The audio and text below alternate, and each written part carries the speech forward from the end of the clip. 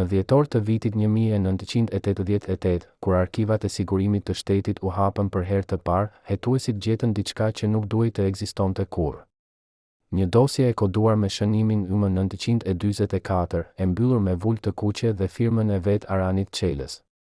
Brenda saj ndodheshin dokumente që tregonin jo vetëm për vendimet gjyqësore, por edhe për biseda private, për takime natë në zyrat e Komitetit Qendror, për plane evakuimi që as oficerët më të lartë të sigurimit nuk i dinin.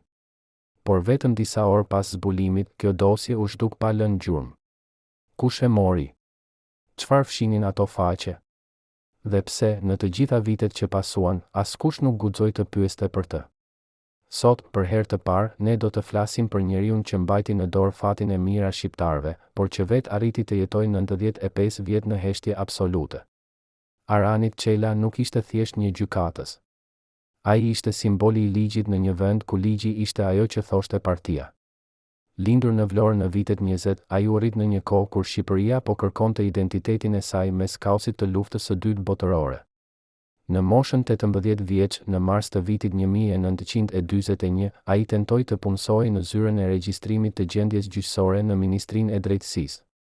Ishte një hap i vogël, por që tregonte ambicien e tij të hershme për të qenë pjesë e sistemit të drejtësisë. Një vit më vonë, në prill dhe maj të vitit 1942, ai u gjet në paraburgim. Çfarë kishte bërë ai i ri për të përfunduar pas hekurave?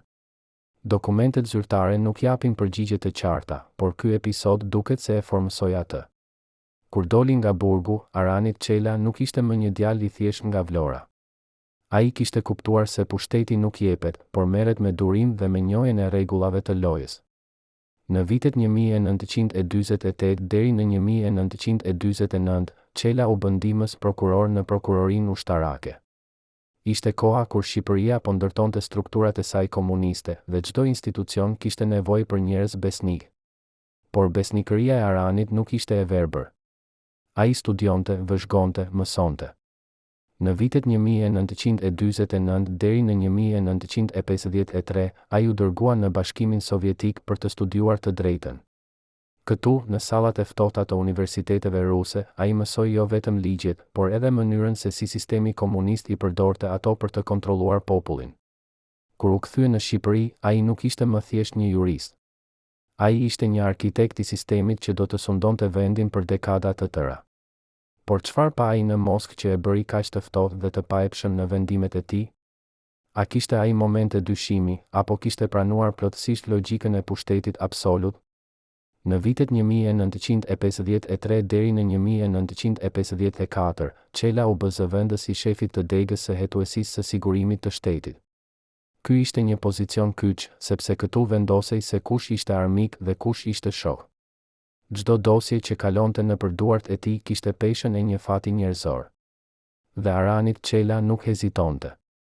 Ai lexonte, analizonte, vendoste.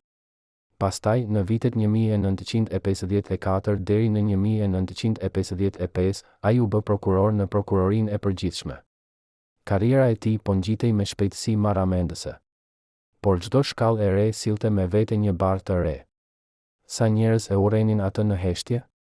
Sa familje malleshin emrin e tij në errësirën e shtëpive të tyre? Dhe a e dinte ai këtë, apo kishte mësuar të mos e dëgjonte zërin e ndërgjegjes? Në vitet 1955 deri në 1958, Aranit Çela u bë kryetar i gjykatës së lartë.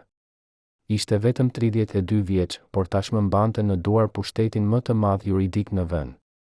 Çdo vendim i tij ishte përfundimtar. Nuk kishte apel, nuk kishte mëshirë, nuk kishte rrugë kthimi. Dhe ai e dinte këtë. Në ato vite, Shqipëria po kalonte nëpër një val të re represioni.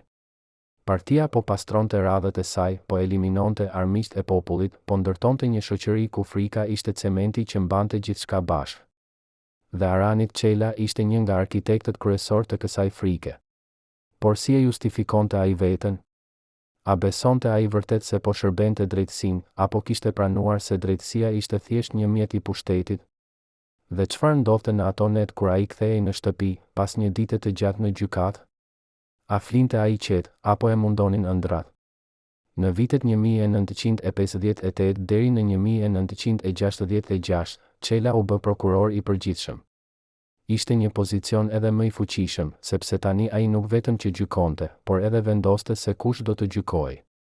Ai ishte porta e parë e sistemit represiv. Çdo akuzë që dilte nga zyra e tij kishte peshën e një dënimi të sigurt. Dhe në të njëjtën kohë, ai u bë deputet i Kuvendit Popullor dhe antar i Komitetit Qendror të Partisë së Punës së Shqipërisë. Këto pozicione i mbajti nga viti 1958 deri në 1991. 33 vjet në qendër të pushtetit. 33 vjet ku çdo fjalë e tij kishte peshë, çdo vendim i tij ishte ligj, çdo heshje e tij ishte një mesazh. Por çfarë ndodhte në ato takime të Komitetit Qendror? Çfarë diskutohej në ato dhoma të mbyllura, ku fati i vendit vendosej mbi një tavolinë të gjatë prej druri? A kishte Aranit Çela momente kur ngrinte zërin, apo ai ishte gjithmonë në heshtje, duke pritur momentin e duhur për të folur? Në vitet 1966 deri në 1990, Çela u kthye përsëri në postin e kryetarit të gjykatës së lartë. Ishte një kthim triumfal, por edhe një barë e re. Tani ai ishte më i vjetër, më i përvojshëm, më i ftohtë. Ai kishte parë gjithçka, kishte dëgjuar gjithçka, kishte vendosur për gjithçka. Dhe në të njëjtën kohë, bota jashtë Shqipërisë po ndryshonte. Komunizmi po fillonte të çarmatosej në Evropën lindore. Por në Shqipëri, sistemi mbetej i fortë, i paprekshëm, i mbrojtur nga njerëz si Aranit Çela. Ai ishte muri i fundit i mbrojtjes. Dhe ai e dinte këtë. Por çfarë mendonte ai për të ardhmen?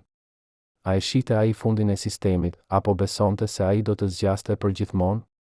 Dhe çfarë plani kishte ai për veten e tij, për ditën kur gjithçka do të shembej? Për herë të parë në 35 vjet, njeriu që ishte përgjegjës për sigurinë personale të Aranit Çelës pranon të flasë përpara kamerave. Ajo që na tregon për javët e fundit të regjimit do të përmbysë gjithçka që mendoni se dini.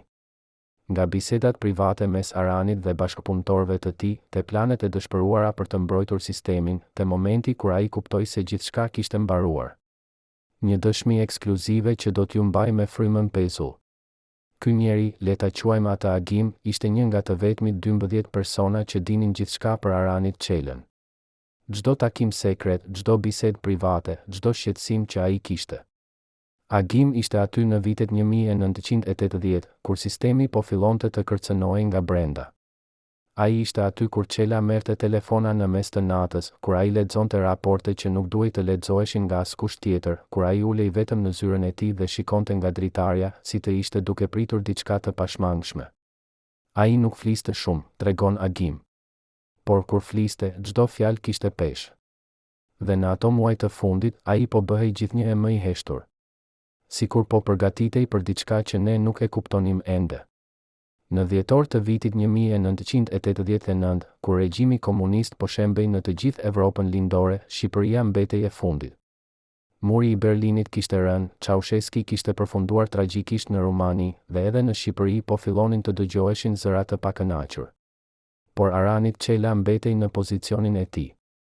Ai ishte ende kryetari i gjykatës së lartë, ende antar i Komitetit Qendror, ende një nga shtyllat e sistemit. Por për sa kohë? Agim kujton një bisedë që pati me të në janar të vitit 1990. Ai më tha, Agim, bota po ndryshon. Por ne nuk mund të ndryshojmë me të.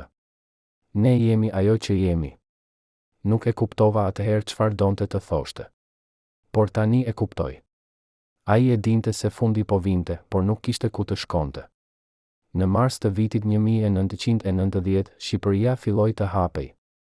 Studentët po protestonin, njerëzit po kërkonin ndryshime dhe partia po humbisnin kontrollin.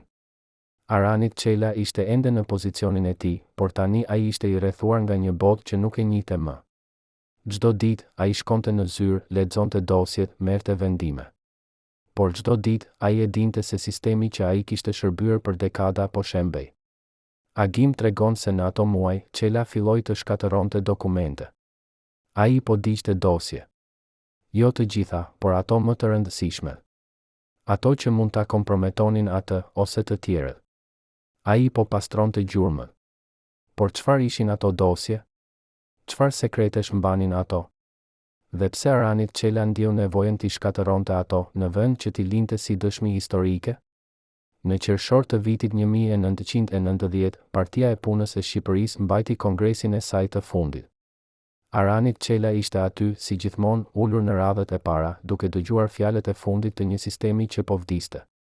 Agim tregon se pas kongresit, Çela u kthye në shtëpi dhe nuk foli për orë të tëra. Ai thjesht rinte ulur, duke pirë çaj, duke shikuar nga dritarja.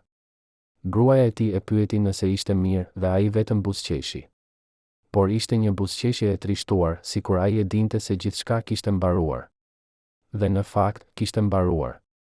Në dhjetor të vitit 1990, sistemi shumë partijak u lejua në Shqipëri. Monopoli i Partisë së Punës kishte përfunduar. Dhe Aranit Çela, njeriu që kishte qenë një nga shtyllat e saj, tani ishte thjesht një i vjetër që po shikonte botën të ndryshonte rreth tij. Në mars të vitit 1991, Aranit Çela dha dorëheqjen nga të gjitha pozicionet e tij. Pas 33 vjetësh në qendër të pushtetit, ai u tërhoq në heshtje. Nuk pati ceremoni lamtumire, nuk pati fjalime, nuk pati njohje publike. Ai thjesht u largua. Agim tregon se ditën e fundit, Çela mblodhi disa dokumente personale, i vuri në një çantë të vogël dhe u largua nga zyra pa u kthyer prapa. Ai nuk tha asnjë fjalë. Thjesht u largua. Dhe ne nuk e pam më kurrë në atë zyrë. Por ku shkoi ai? Çfarë bëri ai në vitet që pasuan? Si jetoi ai në një botë që nuk e njihte më dhe që nuk e donte më atë? Me një javë para largimit të tij nga pushteti, Aranit Çela pati një takim sekret që nuk u shfaq në asnjë protokoll zyrtar. Një emisar i huaj u ul natën, kaloi një orë në zyrën presidenciale dhe u largua pa përshëndetur askën. Dëshmitarët thonë se pas asaj bisede, Çela doli nga zyra i zbehtë si dëbora. Çfarë ju tha atë natë? Ju ofrua azil apo ju lexua dënimi? Kush ishte ai njeri, një agent i KGB-s, një i dërguar i CIA-s apo dikush shumë më i fuqishëm? Kjo histori është një nga më misteriozet në jetën e Aranit Çelës. Agim, rojtari i tij, tregon se në fillim të marsit të vitit 1991, një makinë e zezë me targa diplomatike erdhi në oborin e gjykatës së lartë. Ishte rreth orës 21 dhe zyra ishte pothuajse e zbrazët. Nga makina zbriti një burr i veshur me pallto të gjatë, me kapel që i mbulonte fytyrën. Ai nuk foli me askënd, thjesht u drejtua drejt zyrës së Çelës. Rojtarët e lanë të kalonte, sepse dukej se ai kishte leje nga vetë Çela. Takimi zgjati rreth një ore. Askush nuk e di se çfarë u diskutua aty brenda. Por kur burri u largua, Aranit Çela doli nga zyra me një shprehje që Agim nuk e kishte parë kurrë më parë. Ai ishte i zbehtë, sikur kishte parë një fantazmë.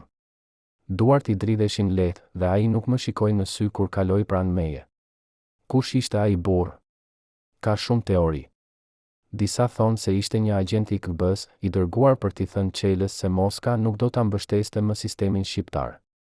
Të tjerët thonë se ishte një përfaqësues i CIA-s që po ofronte azil në perëndim në këmbim të informacioneve për strukturat e sigurimit të shtetit. Dhe ka edhe ata që besojnë se ai ishte dikush shumë më i fuqishëm, një emisar i një organizate ndërkombëtare që po përgatiste tranzicionin e Shqipërisë nga komunizmi në demokraci. Por çfarëdo që të ketë qenë, ai takim ndryshoi diçka në Aranit Çela.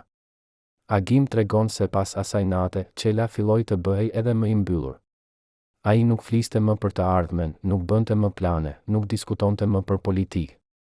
Ai thjesht po përgatitej për të ikur. Në javët që pasuan, Aranit Çela filloi të likuidonte gjurmët e tij. Ai thiri disa nga bashkëpunëtorët e tij më të besuar dhe u kërkoi atyre të shkatërronin dokumente të caktuara. Nuk ishin të gjitha dosjet, por ato më delikatet, ato që mund ta lidhinin atë me vendime të caktuara, me takime të caktuara, me njerëz të caktuar. Agim tregon se një natë, ai pa Çelën duke djegur letra në një kovë metalike në zyrën e tij. Flakët ndriçonin fytyrën e tij dhe ai shikonte letrat duke u kthyer në hy me një shprehje të çuditshme. Sikur po shikonte jetën e tij duke u shuar. Por çfarë ishin ato letra? Çfarë sekretesh mbanin ato? Dhe pse Aranit Çela ndjeu nevojën t'i shkatëronte ato, në vend që t'i linte si dëshmi për historinë? Ka një teori që qarkullon në rrafet e ish-zyrtarëve të sigurimit të shtetit.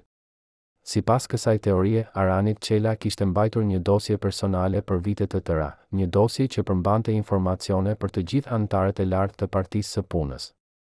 Kjo dosje ishte sigurimi I tij, mënyra e tij për të mbrojtur veten nëse diçka shkonte keq.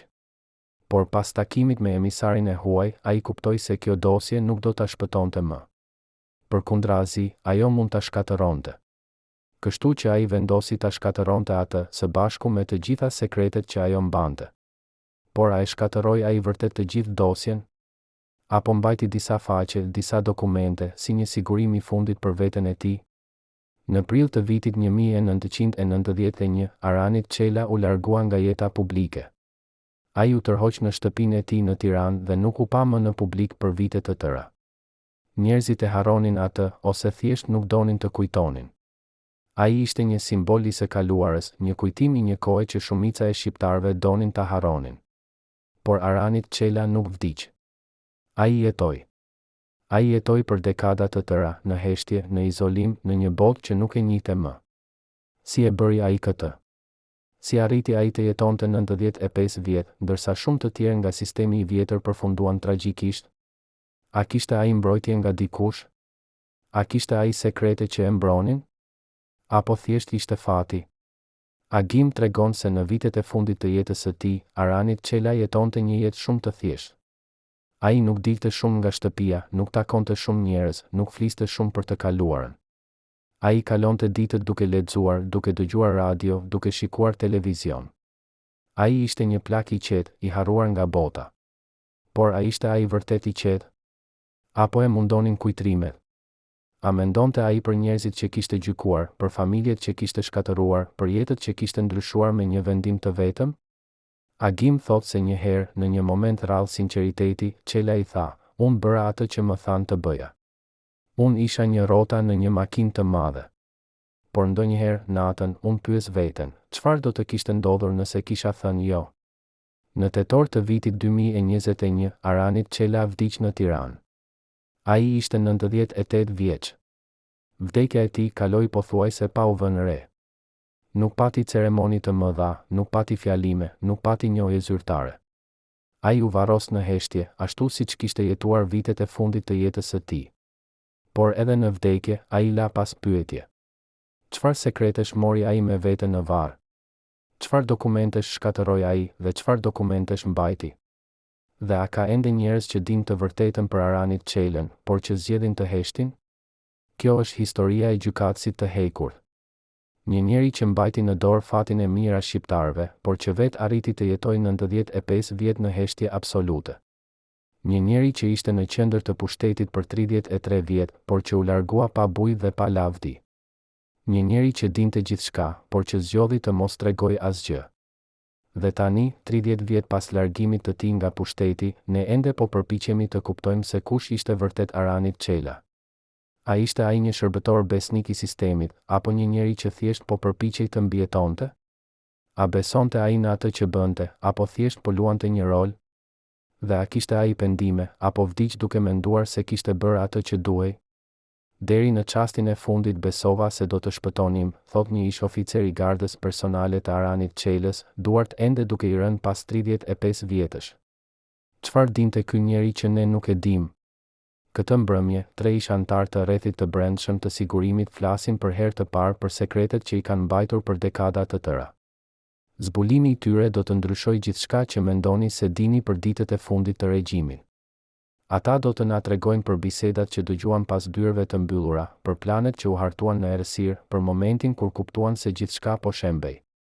Dhe më e rëndësishmja, ata do të na tregojnë për njeriun që qëndroi në qendër të gjithë kësaj, Aranit Çelën, gjykatësin që dinte gjithçka, por që zgjodhi të mos tregojë asgjë.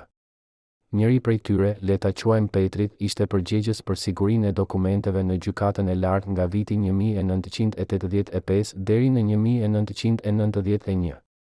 Ai ishte një nga të vetmit që kishte akses në arkivat më sekrete, në dosjet që mbaheshin në një dhomë të veçantë me 2 kyçe, njërin e mbante vetë Çela, tjetrin e mbante Petrit.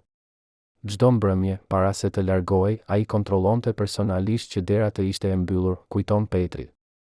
Nuk I besonte askujt tjetër. Madje as mua nuk më besonte plotësisht, edhe pse kisha punuar për të për vite. Në ato dosje ndodheshin jo vetëm vendimet gjyqësore, por edhe shënime personale të Çelës, letra nga antar të tjerë të Komitetit Qendror, raporte nga sigurimi I shtetit. Ishte një arkiv i plot i pushtetit, i fshehur në një dhomë të vogël në zemër të Tiranës. Por në fillim të vitit 1990, diçka ndryshoi. Petrit vuri re se Çela po fillonte të hiqte dosje nga arkivi. Ai vinte vonë në mbrëmje, kur të gjithë të tjerët kishin shkuar në shtëpi. Unë mbetesha sepse ai më kishte kërkuar. Ai hapte arkivin, merrte disa dosje dhe i çonte në zyrën e tij. Pastaj, pas një ore ose dy, ai më thërriste dhe më jepte një kovë me hi. Hidhe këtë, më thoshte. Dhe unë e bëja. Petrit nuk pyeste çfarë ishin ato dosje. Ai e dinte se pyetjet mund të ishin të rrezikshme. Por ai e dinte se diçka e madhe po ndodhte. Çela po fshinte gjurmët e tij, po shkatëronte provat, po përgatitej për një fund që ai e shihte duke ardhur, por që të tjerët ende nuk e kuptonin. Një tjetër dëshmitar, le ta quajmë Ilir, ishte shofer personal i Çelës për 15 vjet. Ai e çonte atë në takime, në konferenca, në vizita private. Ai ishte aty në çdo moment të rëndësishëm, duke pritur në makinë, duke dëgjuar fragmente të bisedave, duke vëzhguar shprehjet e fytyrës së Çelës kur ai dilte nga takimet. Ai ishte një njeri shumë i kontrolluar, tregon Ilir. Ai nuk shfaqte emocione. Por në vitet e fundit, unë fillova të shija të çara në atë maskë. Ai po bëhej më i heshtur, më i tensionuar. Ndonjëherë, kur po udhëtonim, ai thjesht shikonte nga dritarja dhe nuk fliste fare. Sikur po mendonte për diçka shumë të rëndë, diçka që e shqetësonte thellë. Ilir kujton një incident të veçantë nga marsi i vitit 1990. Çela kishte një takim me disa anëtar të komitetit qendror në një vilë private jashtë Tiranës. Takimi zgjati disa orë dhe kur Çela doli, fytyra e tij ishte e zbehur. Ai hyri në makinë dhe i tha Ilirit, shko në shtëpi. Shpejt. Gjatë rrugës, ai nuk foli asnjë fjalë. Por kur arritën në shtëpi, ai u kthye dhe i tha Ilirit diçka që ai nuk e ka harruar kurrë. Ilir, bota po ndryshon. Dhe ne nuk mund të ndalojmë këtë ndryshim. Gjithçka që kemi ndërtuar po shembet. Dhe ne do të jemi ata që do të paguajmë çmimin. Ilir nuk e kuptoi plotësisht atëherë çfarë donte të thoshte. Por tani, 35 vjet më vonë, ai e kupton. Çela e kishte parë fundin duke ardhur dhe ai po përgatitej për të. Dëshmitari i tretë, le ta quajmë Fatmir, ishte një oficer i lartë i sigurimit të shtetit që punonte ngushtë me Çelën në çështje të sigurisë kombëtare. Ai ishte një nga njerëzit që e dinin se çfarë po ndodhte vërtet në vend, përtej propagandës zyrtare. Ne e dinim se sistemi po dobësohej, thot Fatmir. Ne e dinim se njerëzit po bëheshin të pakënaqur, se ekonomia po shembej, se edhe brenda partisë kishte ndarje. Por ne nuk mund të bënim asgjë. Ne ishim të lidhur me atë sistem. Nëse ai shembej, ne do të shembeshim me të. Fatmir tregon se në vitet e fundit të regjimit, Çela po bëhej gjithnjë e më paranojak. Ai po fillonte të dyshonte për të gjithë, madje edhe për ata që kishin qenë më besnikët e tij.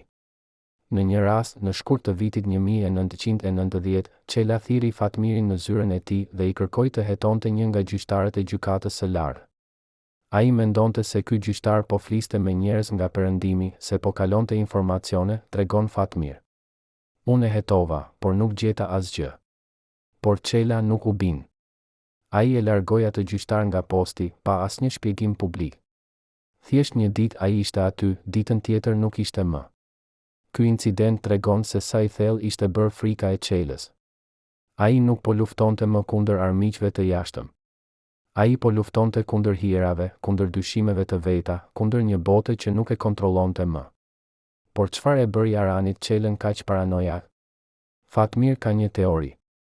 Ai e dinte se kishte bërë shumë armiq gjatë viteve.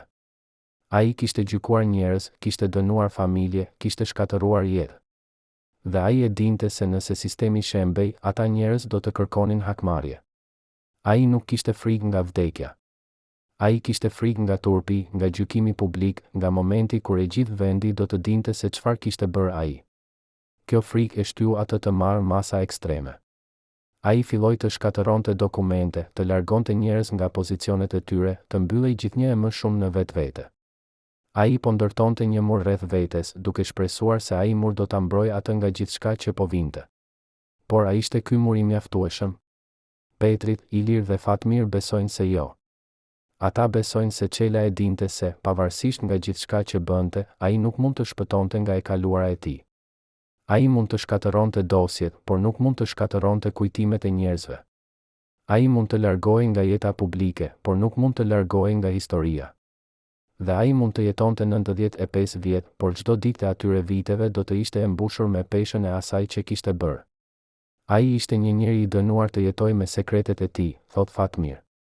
Dhe kjo ishte ndëshkimi më i madh që mund të kishte. A mendoni se Aranit Çela vdiqi qetë, apo e munduan fantazmat e së kaluarës deri në frymën e fundit? Çfarë ndodhte kur Aranit Çela kishte dhimbje koke? Mjeku personal thirrej në fshehtësi në Pallat. Asnjë diagnozë nuk arrinte në dokumentet zyrtare. Por arkivat e sigurimit të shtetit ruajnë një listë me medikamentet e porositura për diktatorin. Kjo listë zbulon një sëmundje që Aranit Çela i afsheh popullit shqiptar për dekada të tëra. Në këtë dokumentar do të shihni provat mjekësore që ndryshojnë gjithçka që dinit për vitet e fundit të gjykatësit.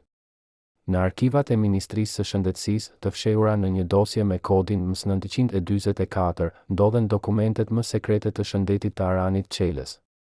Këto dokumente nuk ishin të aksesueshme për publikun, madje as për shumicën e zyrtarëve të lartë. Ato mbaheshin në një arkiv të veçantë, të mbrojtur nga 2 roje dhe të aksesueshme vetëm me autorizim të veçantë nga vetë Çela. Por pas rënies së regjimit, këto dokumente u zbuluan nga hetuesit që po kërkonin të kuptonin se çfarë kishte ndodhur vërtet në vitet e fundit të sistemit komunist. Dhe ajo që gjetën ishte shokuese. Sipas këtyre dokumenteve, Aranit Çela vuante nga një sëmundje kronike që kishte filluar në vitet 1970. Ishte një çrregullim i sistemit nervor që shkaktonte dhimbje të forta koke, marramendje dhe në disa raste humbje të përkohshme të kujtesës. Mjekët e tij e kishin diagnostikuar, por kishin marrë udhëzime të qarta të mos e regjistronin këtë diagnozë në asnjë dokument zyrtar. Në vend të kësaj, ata shkruanin diagnoza të tjera, më pak serioze, që nuk do të ngritnin dyshime. Por lista e medikamenteve që porositeshin për Çelën tregonte të vërtetën. Aty ndodheshin barna të fuqishme për dhimbjen, sedativ dhe madje edhe medikamente që përdoreshin për të trajtuar çrregullime psikiatrike. Një nga mjekët që e trajtoi Çelën, i cili pranon të flasë vetëm në kushte anonimiteti, tregon se gjendja e tij po përkeqësohej me kalimin e viteve. Në fillim, dhimbjet vinin një herë në muaj. Pastaj, një herë në javë. Dhe në vitet e fundit, ato vinin pothuajse çdo ditë. Ai po vuante shumë, por nuk donte që askush ta dinte. Ai mendonte se nëse njerëzit e dinin se ai ishte i sëmur, ata do ta shihnin si të dobët. Dhe në atë sistem, dobësia ishte një dënim me vdekje. Ky mjek tregon se Çela shpesh refuzonte të merrte medikamentet e tij, sepse ato e bënin të ndjehej të lodhur dhe të pakoncentruar. Ai donte të ishte gjithmonë i zgjuar, gjithmonë në kontroll, gjithmonë i gatshëm për të marrë vendime. Por kjo qëndresë ndaj trajtimit kishte një çmim. Mjeku tregon se në disa raste, Çela kishte kriza të forta që e detyronin të qëndronte në shtrat për ditë të tëra. Në ato momente, ai ishte plotësisht i paaftë. Ai nuk mund të fliste, nuk mund të lëvizte, nuk mund të mendonte qartë. Dhe ne duhej të mbajmë këtë sekret. Ne i thoshim të tjerëve se ai ishte duke punuar në shtëpi, se ishte duke lexuar dosje, se ishte duke marrë vendime të rëndësishme. Por e vërteta ishte se ai ishte i shtrirë në shtrat duke vuajtur në heshtje. Këto kriza bëheshin gjithnjë e më të shpeshta në vitet e fundit të regjimit dhe ato ndikuan në aftësinë e Çelës për të kryer detyrat e tij. Ka edhe një aspekt tjetër të kësaj historie që është edhe më shqetësues. Sipas disa burimeve, sëmundja e Çelës ndikoi në disa nga vendimet e tij më të rëndësishme. Në disa raste, ai mori vendime gjyqësore ndërsa ishte në ndikimin e medikamenteve të forta, ose ndërsa po vuante nga dhimbje të forta. Unë nuk mund të them se çdo vendim i tij ishte i gabuar për shkak të sëmundjes, thot mjeku. Por mund të them se kishte momente kur ai nuk ishte në gjendje të mendonte qartë. Dhe në ato momente, ai merrte vendime që ndoshta nuk do t'i kishte marrë nëse do të kishte qenë i shëndetshëm. Kjo ngre një pyetje të rëndësishme: sa nga vendimet e Aranit Çelës ishin produkt i gjykimit të tij dhe sa ishin produkt i sëmundjes së tij? Por pse Çela e fsheu këtë sëmundje për aq kohë? Përse nuk kërkoi trajtim më të mirë, ose përse nuk u tërhoq nga posti kur gjendja e tij po përkeqësohej?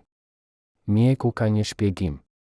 Ai e dinte se nëse tërhiqej, ai do të humbiste gjithçka. Ai do të humbiste pushtetin, respektin, mbrojtjen. Dhe në atë sistem, pa pushtet, ti nuk ishe asgjë. Ti ishe i cenueshëm.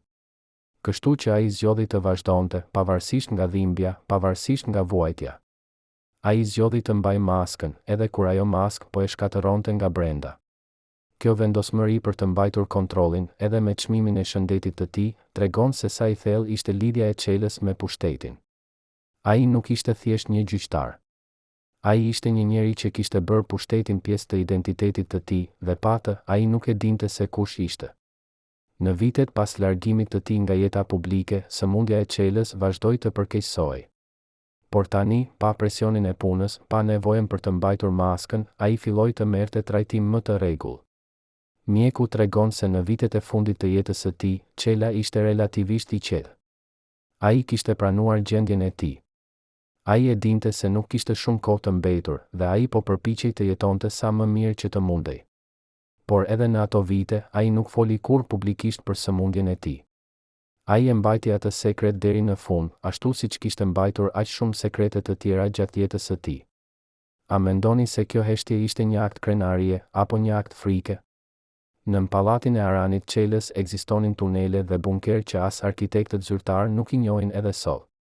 Kush i ndërtoi ato në fshehtësi? Ku çonin ato tunele? Dhe pse, në ditët e fundit të regjimit, Çela kontrollonte personalisht këto rrugë evakuimi çdo natë? Garda personale ka mbajtur këto sekrete për më shumë se 3 dekada, por sot flasin për herë të parë. Kur Aranit Çela u bë kryetari i gjykatës së lartë në vitet 1955, ai u vendos në një ndërtesë që ishte më shumë se një zyrë. Ishte një fortesë. Ndërtesa kishte mure të trash, dyrë të blinduara dhe një sistem sigurie që ishte ndër më të avancuarit në vend. Por ajo që shumica e njerëzve nuk e dinin ishte se nën atë ndërtesë ndodhej një rrjet i tërë tunelesh dhe bunkerësh që ishin ndërtuar në fshehtësi absolute. Këto tunele nuk shfaqeshin në asnjë plan arkitektonik zyrtar. Ato ishin një sekret i mbajtur nga një grup i vogël njerëzish, arkitektët që i projektuan, punëtorët që i ndërtuan dhe oficerët e sigurimit që i mbronin. Njëri nga ishrojtarët e këtyre tuneleve, le ta quajmë Arben, tregon se ai filloi të punonte aty në vitet 1980. Kur më thanë për herë të parë për tunel, unë mendova se ishte një shaka, thot ai. Por pastaj më çuan poshtë dhe pash me sytë e mi. Ishte një rrjet i tërë korridorësh, dhomash, deposh. Disa prej tyre ishin të pajisura me shtretër, me ushqim, me ujë. Ishte sikur një qytet i vogël nëntoksor. Arbeni tregon se këto tunele kishin qenë ndërtuar në faza të ndryshme, duke filluar nga vitet 1950. Çdo dekadë shtoheshin seksione të reja, zgjeroheshin korridore, ndërtoheshin dhoma të reja. Ishte një projekt i vazhdueshëm, i financuar nga fondet më sekrete të shtetit. Por çfarë ishte qëllimi i këtyre tuneleve? Arbeni shpjegon se ato ishin ndërtuar si rrugë evakuimi në rast të një sulmi ose të një krize. Nëse diçka shkonte keq, një puç, një luftë, një revolt, Çela dhe të tjerët mund të largoheshin nëpër këto tunele pa u parë nga askush. Ata mund të arrinin në pika të sigurta jashtë qytetit, ku do t'i prisnin makina ose helikopter. Një nga tunel çonte drejt një vile private në periferi të Tiranës. Një tjetër çonte drejt një baze ushtarake. Dhe një i treti, sipas Arbenit, çonte drejt një aeroporti të vogël që përdorej vetëm për fluturime të veçanta. Ishte një sistem i plot evakuimi, i projektuar për të siguruar që njerëzit më të fuqishëm të vendit të mund të shpëtonin, pavarësisht nga çfarë ndodhte lart. Por në vitet e fundit të regjimit, këto tunele morën një rëndësi të re. Arbeni tregon se në fillim të vitit 1990, Çela filloi të kontrollonte personalisht tunel çdo natë. Ai zbriste poshtë, shëtiste nëpër korridore, kontrollonte dyert, sigurohej që gjithçka ishte në rregull. Ndonjëherë ai qëndronte aty për orë të tëra, thjesht duke ecur, duke menduar. Sikur po përgatitej për diçka. Kjo sjellje ishte e pazakontë, sepse Çela nuk kishte qenë kurrë një njeri që shqetësohej shumë për detajet teknike. Por tani, ai po bëhej obsesiv.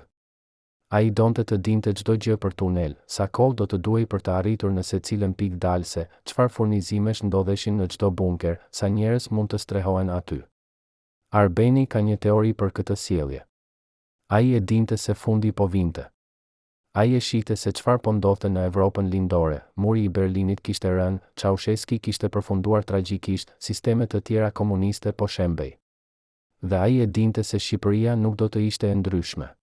Kështu që ai po përgatitej për atë moment. Ai po sigurohej që, kur të vinte koha, ai do të kishte një rrugë dalse. Por a e përdori ai ndonjëherë atë rrugë dalse? Arbeni thotë se jo. Kur erdhi momenti, ai nuk iku. Ai qëndroi. Dhe unë mendoj se kjo ishte sepse ai kuptoi se nuk kishte ku të shkonte. Edhe nëse do të arrinte të largohej nga Tirana, ku do të shkonte? Kush do ta priste? Kush do ta mbrojte? Ai e kuptoi se ishte i rrethuar, jo vetëm nga njerëzit që e urrenin, por edhe nga e kaluara e tij. Por historia e këtyre tuneleve nuk përfundon këtu. Pas rënies së regjimit, shumë prej tyre u mbyllën ose u shkatëruan. Por disa ende ekzistojnë, të fshehura nën rrugët e Tiranës, të harruara nga shumica e njerëzve. Arbeni tregon se ai ka dëgjuar thashë theme se disa nga këto tunele përdoren ende sot, por jo nga shteti. Ka njerëz që dinë për to dhe që i përdorin për qëllime të tyre. Nuk e di nëse është e vërtet, por nuk do të më habitej. Këto tunele ishin ndërtuar për të fshehur dhe ato janë ende të fshehura. A mendoni se ka ende sekrete të varrosura në ato tunele, duke pritur të zbulohen? Imagjinoni se jeni një nga 12 njerëzit që dinin gjithçka për Aranit Çelën, çdo sekret mjekësor, çdo plan evakuimi, çdo tunel të fshehur nën Tiranë. Tani imagjinoni se duhet të zgjidhni, të ruani besnikërinë tuaj ose të shpëtoni jetën tuaj. Në mars të vitit 1990, këta njerëz bën zgjedhjen që ndryshoi historinë e Shqipërisë. Çfarë i shtyu ata të tradhtonin shefin e tyre suprem? Kush ishin këta 12 dhe çfarë dinin ata që ne nuk e dim? Sot, për herë të parë, njëri prej tyre flet dhe ajo që na tregon do të shkatërrojë çdo gjë që keni besuar për Aranit Çelën dhe rrethën e tij të brendshëm. Le ta quajmë këtë njeri Sokol. Ai ishte një nga oficerët më të besuar të sigurimit të shtetit, i caktuar personalisht nga Çela për të mbikëqyrur operacionet më delikate. Sokol kishte akses në informacione që as ministrat nuk i dinin. Ai ishte në dhomë kur Çela takonte emisar të huaj, ai lexonte raportet para se ato të arrinin në komitetin qendror, ai dinte për çdo lëvizje që Çela bënte. Ne ishim hija e tij, thot Sokol. Kudo që shkonte ai, ne ishim aty. Çdo bisedë që bënte, ne e dëgjonim. Çdo vendim që merrte, ne e dinim përpara se ta zbatonte. Ishim si një organizëm i vetëm, ai truri, ne trupi. Por në fillim të vitit 1989, diçka filloi të ndryshonte në këtë organizëm. Truri po fillonte të humbas kontrollin dhe trupi po fillonte të mendonte për veten e tij.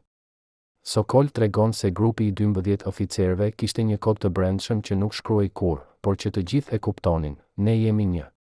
Nëse njëri bie, të gjithë bien. Ky kod i mbante të bashkuar për vite të tëra.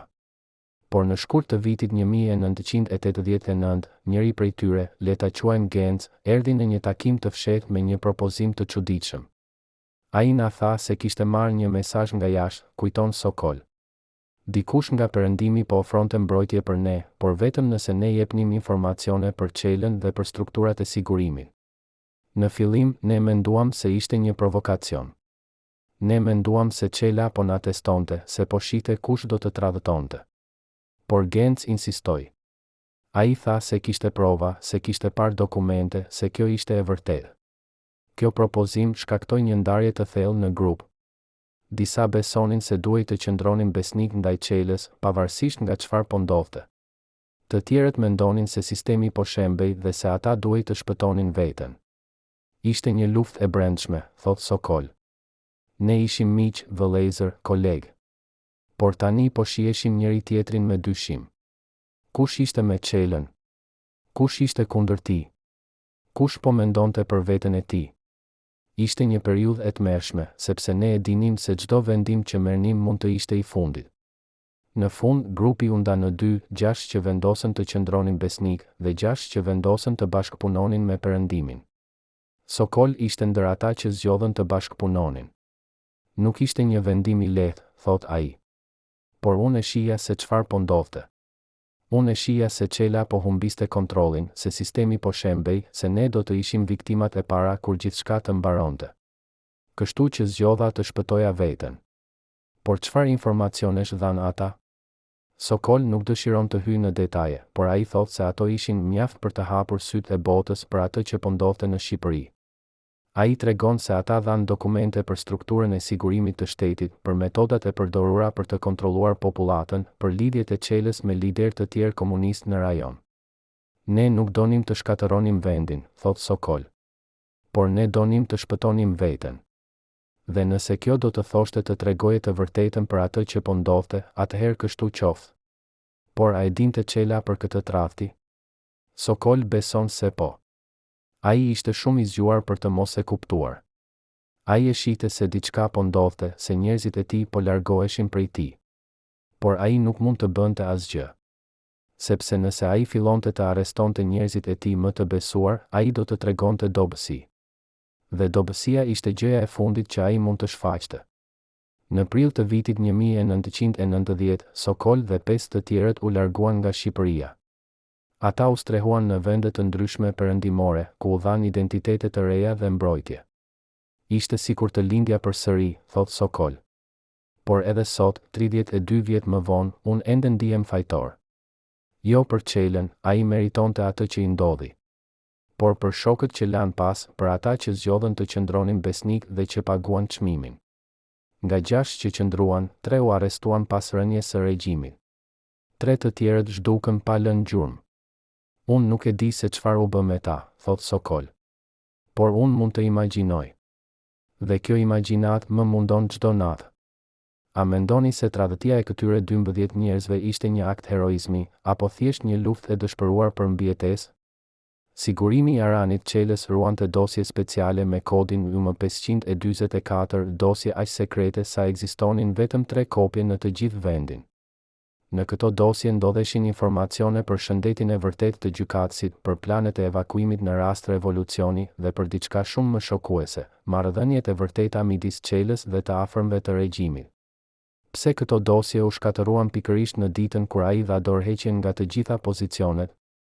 Kur hetuesit hynë në arkivat e gjykatës së lartë në prill të vitit 1991, ata prisnin të gjenin një thesar dokumentesh që do të ndriçonin dekada të errëta të historisë shqiptare. Por ajo që gjetën ishte zhgënjyese, dhoma e arkivit ishte pothuajse e zbrazët. Shumica e dosjeve më të rëndësishme ishin zhdukur. Mbeteshin vetëm dokumente rutinë, vendime gjyqësore të zakonshme, korrespondencë administrative, raporte vjetore. Por dosjet me kodin UM544 nuk ishin askund.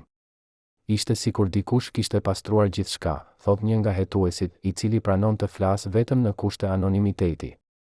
Dhe ne e dinim se kush kishte qenë ai dikush, vetë Çela. Por çfarë përmbahej në ato dosje? Për fat të mirë, një kopje e pjesshme u gjet vite më vonë në arkivat e Ministrisë së Brendshme. Kjo kopje nuk ishte e plot, shumë faqe mungonin, disa ishin të dëmtuara, të tjera ishin të lexueshme vetëm pjesërisht. Por edhe ajo që mbetej ishte mjaft për të dhënë një pamje të asaj që Çela kishte dashur të fshehte. Dosja fillonte me një raport mjekësor të detajuar për gjendjen e tij shëndetësore nga viti 1975. Raporti përshkruante simptoma që Çela kishte filluar të përjetonte, dhimbje të forta koke, marramendje, humbje të përkohshme të kujtesës dhe në disa raste, momente të konfuzionit mental. Mjekët kishin rekomanduar pushim të plotë dhe trajtim intensiv, por Çela kishte refuzuar. Ai nuk mund të lejonte veten të shfaqej i dobët, shkruaj në një shënim anësor të mjekut. Ai insistonte të vazhdonte punën, pavarësisht nga gjendja e tij. Por pjesa më shokuese e dosjes nuk ishte raporti mjekësor. Ishte një seksion i titulluar Marrëdhënie të brendshme, që përmbante informacione për lidhjet personale të Çelës me anëtar të tjerë të elitës komuniste. Këtu zbuloi se Çela kishte pasur konflikte të thella me disa nga kolegët e tij më të lartë, konflikte që nuk ishin kurrë bërë publike. Në një rast, ai kishte akuzuar një anëtar të Komitetit Qendror për korrupsion, por akuza kishte qenë e fshehur për të shmangur skandalin. Në një rast tjetër, ai kishte kërcënuar të japë dorëheqjen nëse një vendim i caktuar nuk anulohej. Këto ishin luftëra pushtetit që ndodhnin pas dyrëve të mbyllura, thot hetuesi. Dhe Çela ishte në qendër të tyre. Ai nuk ishte thjesht një gjyqtar që zbatonte ligjet. Ai ishte një lojtar politik që luftonte për të mbajtur pozicionin e tij. Dosja gjithashtu përmbante plane të detajuara evakuimi që ishin hartuar për Çelën dhe familjen e tij në rast të një krize. Këto plane përfshinin rrugë të shumta dalse nga Tirana, pika takimi në vende të ndryshme të vendit dhe madje edhe aranzhime për azil në vende të caktuara socialiste. Ishte një sistem i plot mbijetese, thot hetuesi. Çdo detaj ishte menduar, nga mënyra se si do të largoheshin nga shtëpia, te mënyra se si do të komunikonin me njëri tjetrin, te mënyra se si do të siguronin para dhe dokumente. Ishte sikur një skenar filmi, por ishte real. Një nga planet përfshinte përdorimin e tuneleve nëntoksore që Arbeni kishte përmendur më parë. Sipas planit, Çela dhe familja e tij do të zbrisnin në tunel, do të udhëtonin nëpër korridore për rreth 20 minuta dhe do të dilnin në një vilë private në periferi të Tiranës, ku do t'i prisnin makina të blinduara. Por pse u shkatëruan këto dosje? Hetuesi ka një teori. Çela e dinte se nëse këto dosje binin në duar të gabuara, ato mund ta shkatëronin atë. Ato mund të tregonin se sa i sëmur ishte ai, se sa konflikte kishte pasur me kolegët e tij, se sa i friksuar ishte ai nga e ardhmja. Dhe më e rëndësishmja, ato mund të tregonin se ai kishte plane për të ikur, për të braktisur vendin nëse gjërat shkuan keq. Kjo do të ishte një turp i madh për një njeri që kishte paraqitur veten si një shërbëtor besnik të popullit. Kështu që në ditën kur ai dha dorëheqjen, Çela siguroi që këto dosje të shkatëroheshin. Ai thiri disa nga njerëzit e tij më të besuar, u dha udhëzime të qarta, dhe brenda disa orëve, dosjet ishin djegur ose grirë. Por a u shkatëruan vërtet të gjitha kopjet? Hetuesi nuk është i sigurt. Ne gjetëm një kopje të pjesshme, gjë që do të thotë se mund të ketë edhe të tjera. Mund të ketë njerëz që i mbajnë ato si sigurim, ose si mjet shantazhi. Mund të ketë arkiva sekrete që ne nuk i kemi zbuluar ende. Ai tregon se ka dëgjuar thashetheme për një kopje të plot që ruhet në një vend të sigurt jashtë Shqipërisë, por nuk ka mundur ta verifikojë këtë. Nëse kjo kopje ekziston, ajo do të ishte një bombë historike, thot ai. Ajo do të ndryshonte gjithçka që dim për Aranit Çelën dhe për vitet e fundit të regjimit. A mendoni se kjo kopje ekziston vërtet, apo është thjesht një legjendë urbane që ka lindur nga dëshira jon për të ditur të vërtetën? Pak njerëz e dinë se shoku suprem, ateist i bindur në publik, dridhej përpara mallkimeve dhe parashikimeve. Në arkivat personale të bashkëshortes së Aranit Çelës u gjet një shënim për një vizitë sekrete të një fallxore nga malet e veriut, vetëm një vit para se ai të jepte dorëheqjen. Çfarë i tha ajo grua? Pse gjykatësi filloi papritur të ndryshonte sjelljen e tij pas asaj vizite?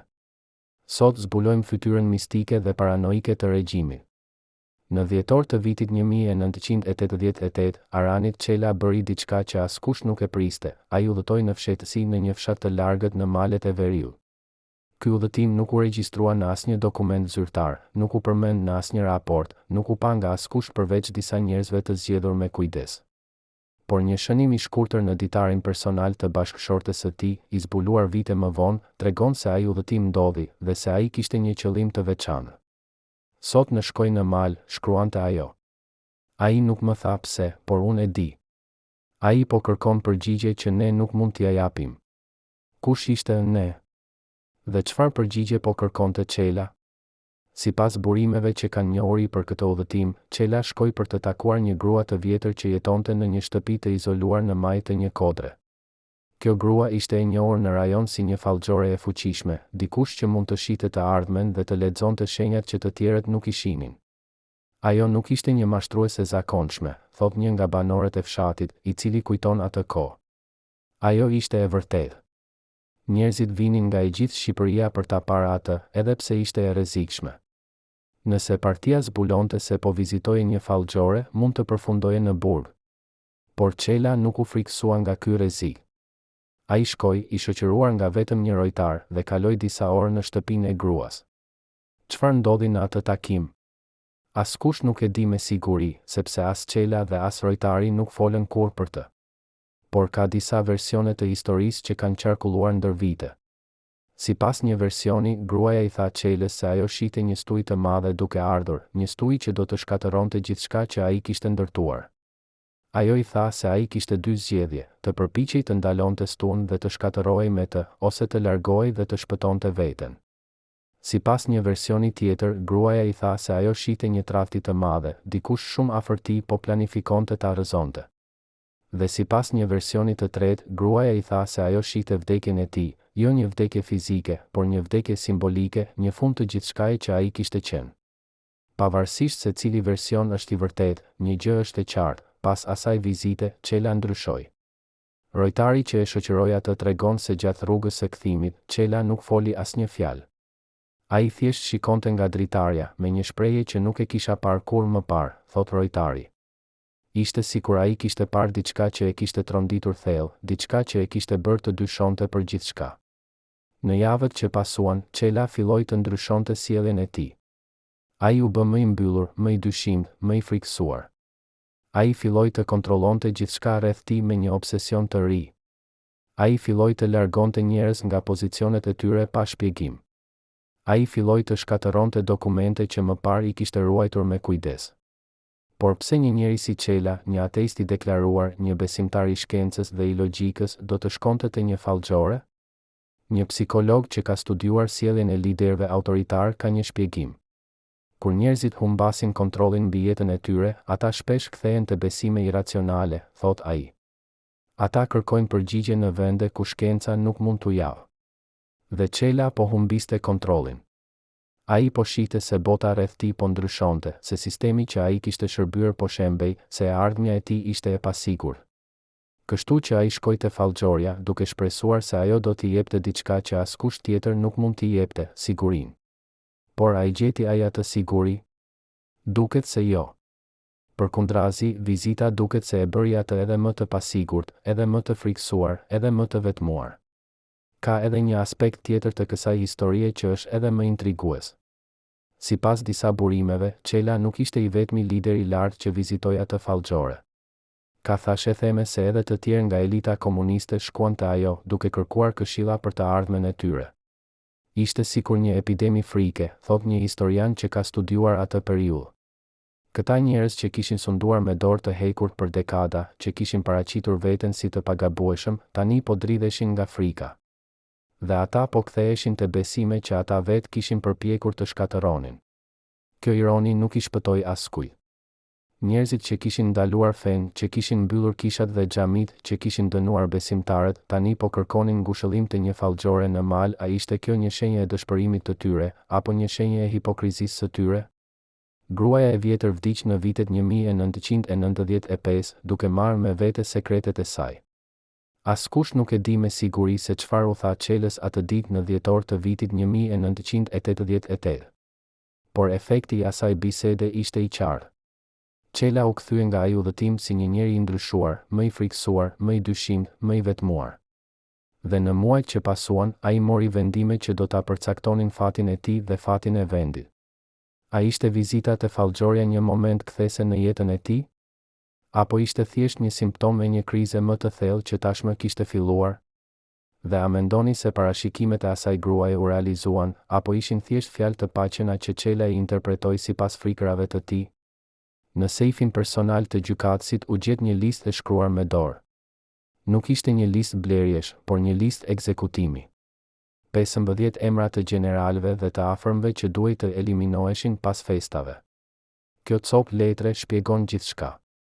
Kur gjeneralët pan listën, kuptuan, ose ai, ose ne. A ishte tradhtia e tyre një akt heroizmi apo thjesht një luftë e dëshpëruar për mbijetesë? Në janar të vitit 1990, kur Aranit Çela po përgatitej për atë që ai mendonte se do të ishte viti i fundit i stabilitetit, ai mori një vendim që do ta shkatëronte atë. Ai vendosi të shkruante një listë. Kjo nuk ishte një listë e zakonshme, ishte një dokument që përmbledhte të gjithë ata që ai konsideronte si kërcënime të mundshme për pushtetin e tij dhe për sistemin që ai përfaqësonte. 15 emra të shkruara me shkronja të vogla, të kujdesshme, në një flet letre të bardhë që ai e mbajti në sejfin e tij personal. Çdo emër përfaqësonte një njeri që kishte qenë dikur i afërt me të, një bashkëpunëtor, një mik, një koleg.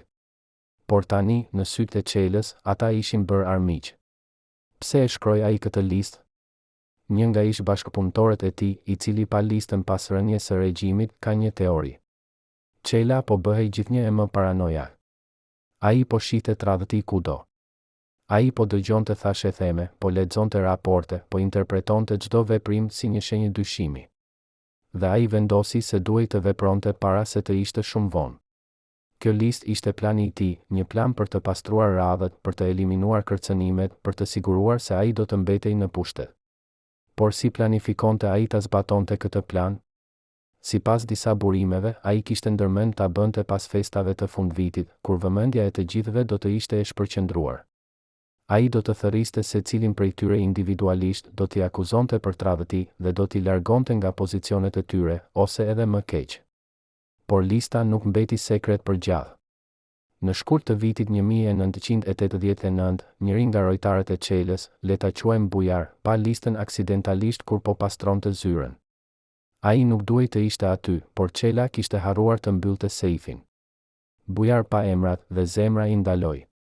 Dy nga emrat në atë listë ishin vëllezërit e tij, dy oficerë të lartë të sigurimit që kishin shërbyer besnikërisht për dekada. Unë nuk mund ta besoja, tregon Bujar. Unë mendova se ishte një gabim, se Çela nuk do të bënte kurrë një gjë të tillë.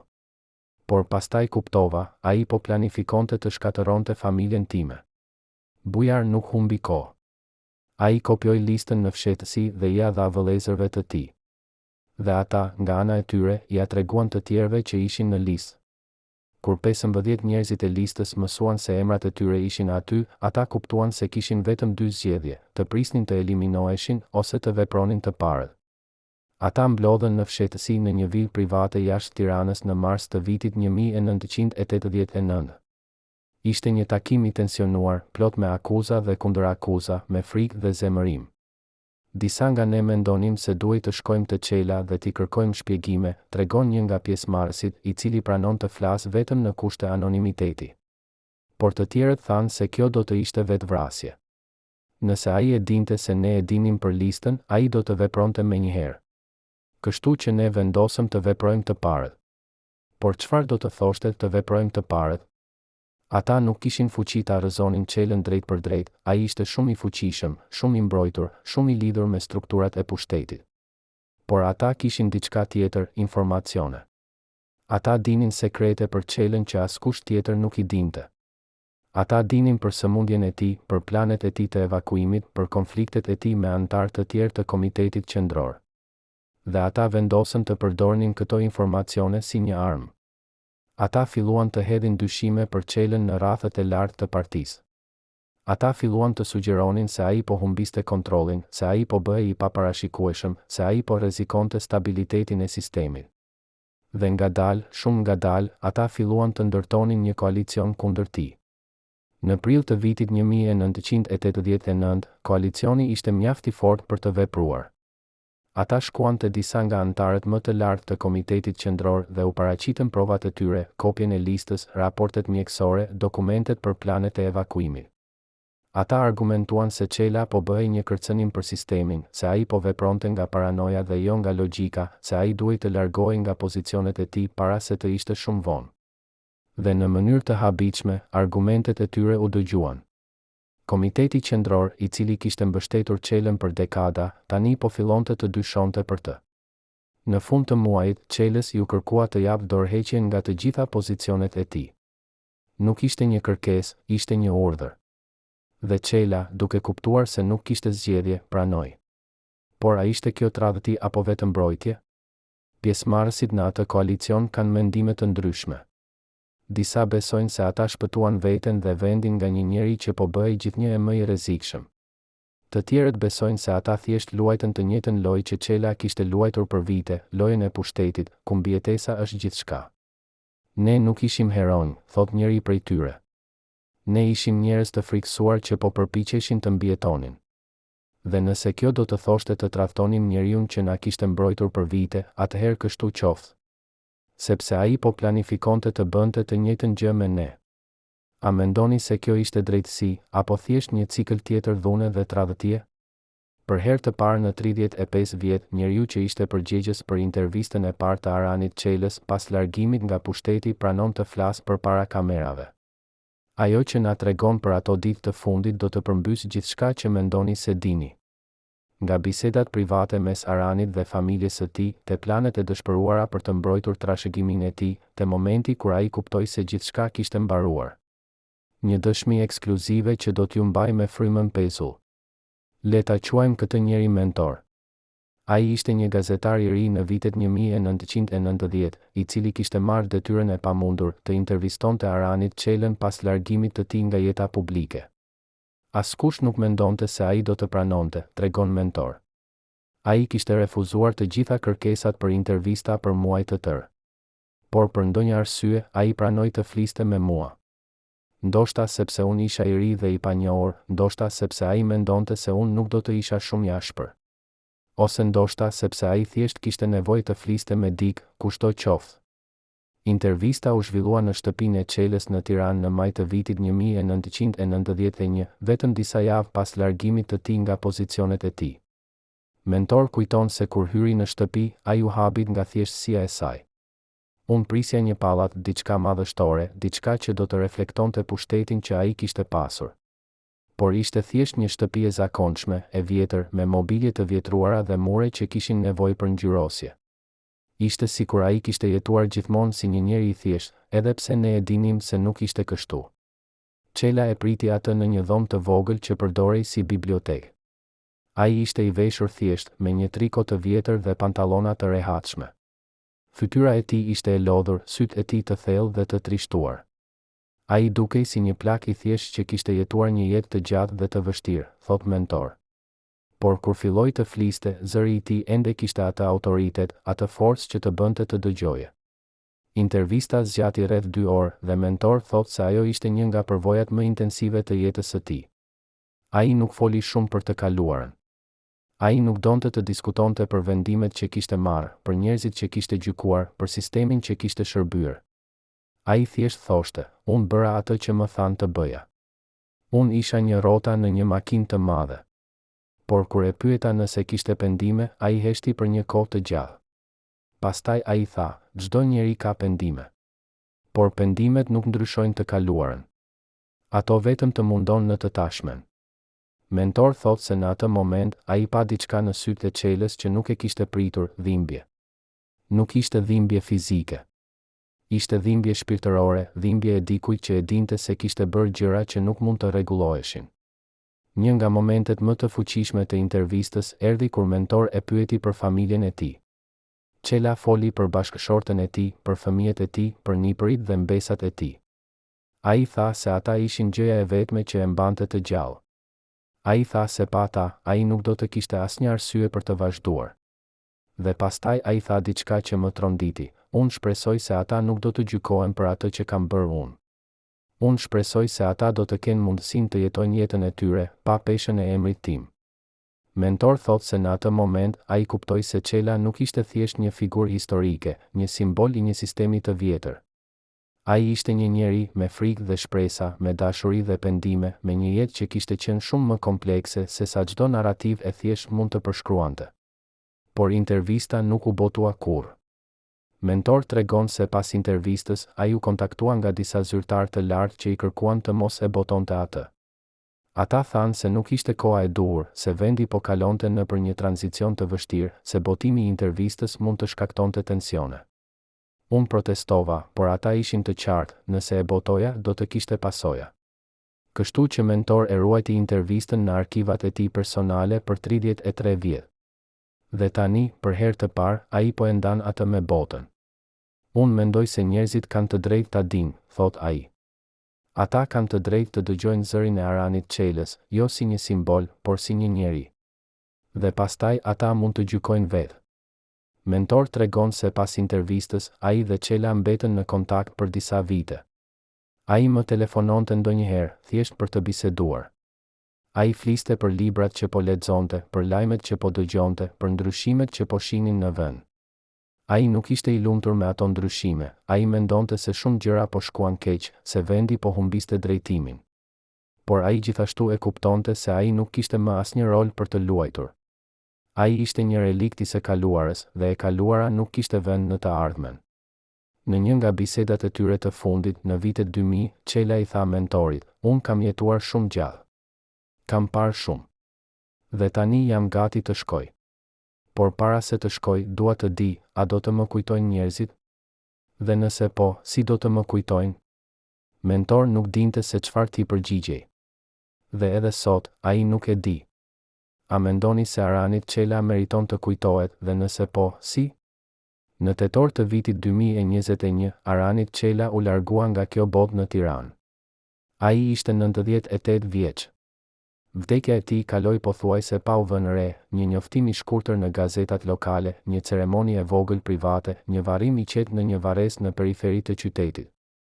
Nuk pati fjalime zyrtare, nuk pati njohje nga shteti, nuk pati turm njerëzish që erdhën për t'i dhënë lamtumirën e fundit.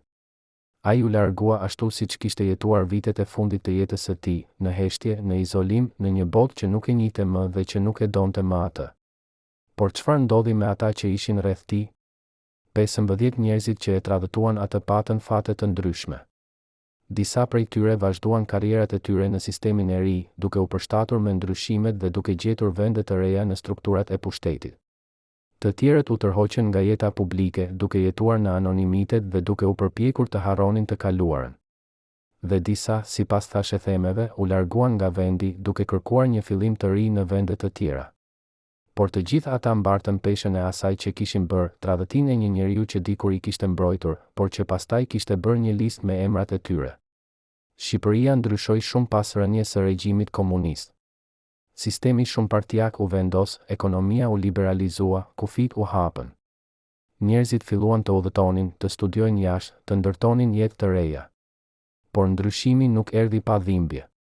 Vendi kaloi nëpër kriza ekonomike, trazira sociale, konflikte politike.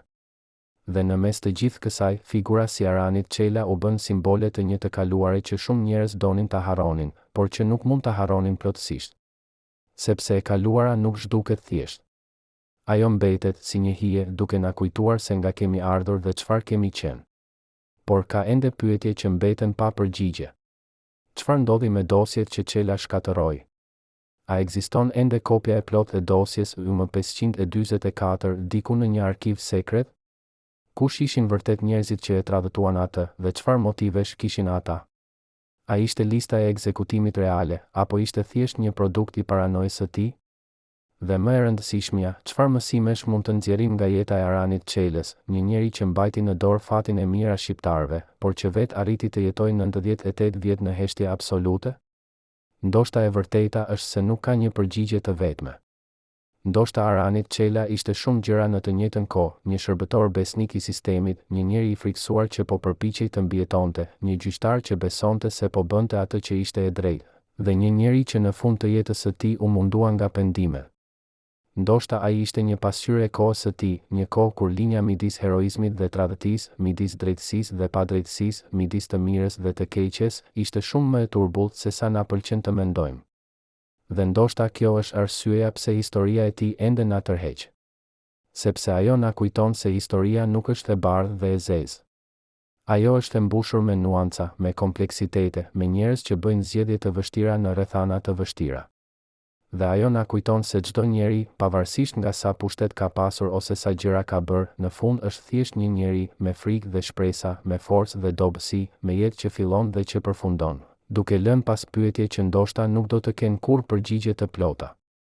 Të nderuar shikues, nëse keni ndjekur këtë histori tragjike deri në fund, shkruani në komente nga cili qytet jeni. Na është e rëndësishme të dimë ku Aranit Çela ende kujtohet. Dhe abonohuni në kanal për të mos humbur të vërtetën për idhujt e historisë.